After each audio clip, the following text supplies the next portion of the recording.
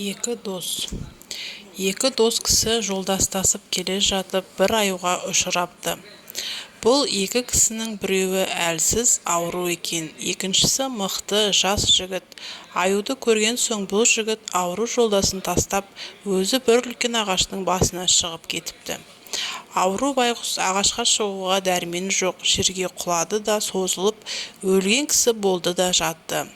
Есітуі бар еді аю өлген кісіге тимейді деп. Аю бұл жатқан кісінің қасына келіп ескелеп тұрды да дыбысы білінбеген соң тастап жөніне кетті. Мұнан соң мағанағы жолдасы ағаштан түсіп аурудан сұрапты. Достым, аю құлағыңа не деп сыбырлап кетті? Ауру айтты дейді.